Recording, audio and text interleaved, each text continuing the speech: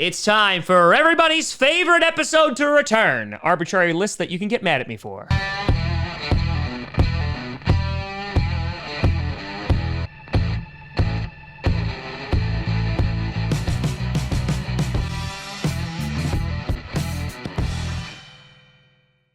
Grossi Posse Packer Nation.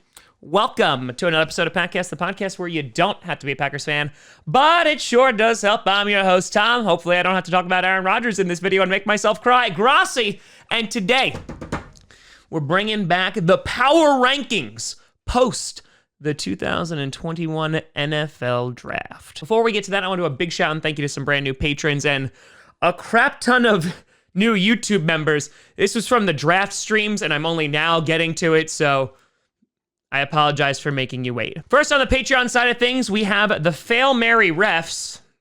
It's a great start. It's a great start.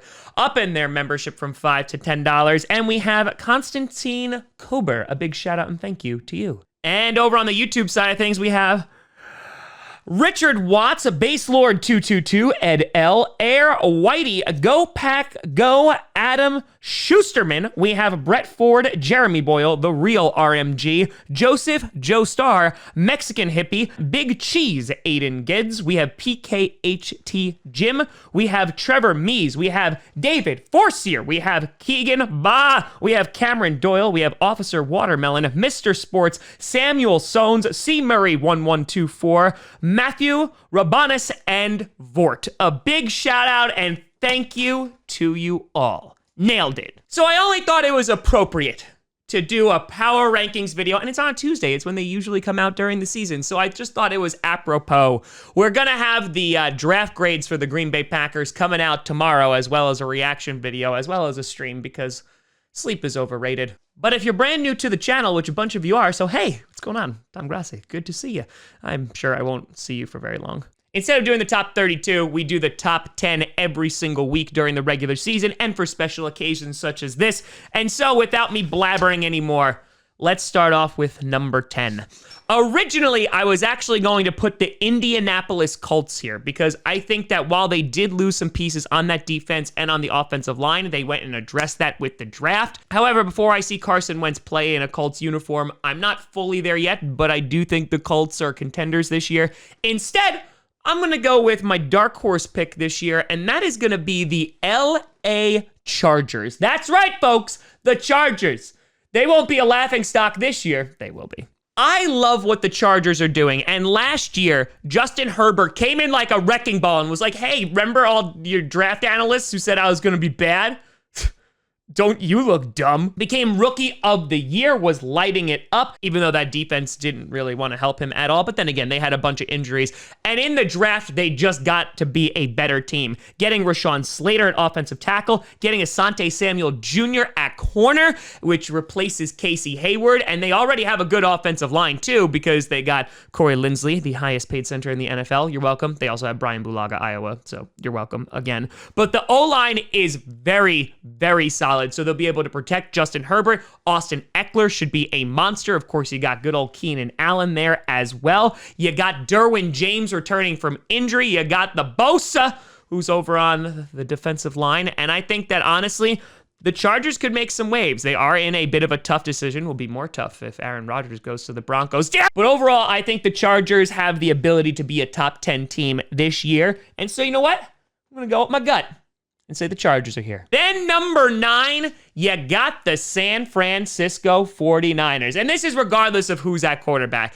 If the 49ers can remain healthy and stay out of the hospital, they're a Super Bowl contending team. That defense, especially that D-line, is monstrous. But I have no doubts that that defense is going to go back to its quarterback ruining ways. And that offense, again, regardless of who's under center, whether it's going to be Trey Lance or Jimmy G or a mixture of both, as Jimmy G will probably start and then they're going to Mitch Trubisky him, that offense can be really good. They have the wide receivers. They have the running backs. I believe in the 49ers this year. They just have to stay healthy. Number 8, continuing with the NFC West, you got the Seattle Seahawks. And me and Russell Wilson just have one question. Where's the O-line help? I know you only had 3 picks, and, you got to hope that Stone Forsythe is like the real deal. And listen, I liked Stone Forsythe mostly just because of his name. I mean, he's an offensive lineman with the first name Stone. I mean, you really can't go wrong there. But yeah, I mean, that would make me a little bit concerned. They decide to go after a wide receiver to pair with DK Metcalf and, of course, Tyler Lockett, so the offense could be more potent, which is a good thing. But they can't be very potent if Russell Wilson is running for his life, like he was doing against the LA Rams during their wild card matchup. The Seahawks last year just couldn't get on the same page. Either their offense was really doing well and letting Russ cook, and then they started to plummet, and then the defense was like, oh yeah, no, we'll stop sucking and we'll start doing good, and they never got on the same page. So I will say the Seahawks are probably really happy about this Aaron Rodgers news, considering now they're not talking about Russell Wilson being unhappy in Seattle, which kind of just got swept under the rug. Listen, I am still hoping that if I can't be happy with my franchise QB, you can't either, because no one can be happy. But yeah, the Seahawks are still a top 10 team. Then number 7, you got the Baltimore Ravens, which, whew, I remember I did a power rankings video a couple months ago, and I didn't put the Ravens on here, but I put the Steelers on here. And you would have thought the Baltimore Ravens subreddit was literally going to come and murder me. But here you go, Ravens. Mostly for my own protection, but here you go. You made the list. Chris Jericho, someone would be proud. They got 2 wide receivers in the draft after every other wide receiver in free agency was like, ew, no, I don't want to go with you. Building that O-line up with Ben Cleveland in the draft, and I think that Lamar Jackson should be a happy camper because him throwing the ball last year was not so great. So they got the offensive line depth, even though I know they lost, a tackle in free agency. So they should be able to become a more balanced offense because they already have a run game. And if you saw that video of J.K. Dobbins plowing into his trainer, that sounded really wrong. He's obviously ready for the regular season. Their defense was top 10 last year in terms of yards allowed. So I think the Ravens in a competitive division have a really, really good shot at least making the playoffs. But from there, we'll see where they can go because they might run into the Bills or the Titans again. Number 6, the world has gone mad. You got the Cleveland Browns. What the hell is going on? This team can be scary. Last year, nearly made it to the AFC Championship game, but of course, Chad Henne ruined that for you, which is kind of funny. But that defense has been built through the draft for years. I love Greg Newsome back there. They got one of the best corners in the draft that just fell into their laps. They got JOK, who, if healthy, fell into their laps in the second round, who could be a game changer. The offense, in my opinion, they have the best running back tandem in the league with Nick Chubb and Kareem Hunt. Baker Mayfield played well, and their receivers are pretty darn good as well. And if OBJ is back and is healthy, yeah, this team can put up some points. For me right now, I think the Browns are the favorite to win the AFC North, which is a statement I didn't think I would really say too often, but it's 2021, and here we are. Number 5, you got the other LA team because they spent like $1 billion on the stadium, the LA Rams. And the reason they're on this list is not because of the draft. No, it's definitely not because of the draft. I mean, they got Tutu Atwell, who I want to see succeed, don't get me wrong, but he's 155 pounds. I'm terrified for him. He's going to go for a slant route and get hit by a linebacker, and they're going to pull JR out of commentary and say how he got broken in half. I'm scared. But besides that, we all know that the Rams defense is amazing. They were really good last year, even though they couldn't stop Aaron Rodgers and the Green Bay Packers. I'm thinking about Aaron Rodgers again. The team found their running game later in the season, and I think what puts them over the edge is, of course, the addition of Matt Stafford. Now, the Rams have bet the farm and, all their first-round draft picks until 2024, and also all of their cap space on this move working. They have given up basically their future to try and win a bowl right now. Unfortunately for them, they are in my opinion, the best division in football in the NFC West. However, I think they can put it all together and they will be a top 5 team this year. Number 4, you got the Green Bay Packers. I wish I could rank them higher. I wish I could, and if Aaron Rodgers is not on this team, They're going to be lower. Let's not talk about that for right this second. The Packers draft, in my opinion, was great. It did exactly what it needed to do. Kevin King got burned in the NFC Championship game. Great. With the first round, go get a corner, Eric Stokes, who can run a 4.25 40.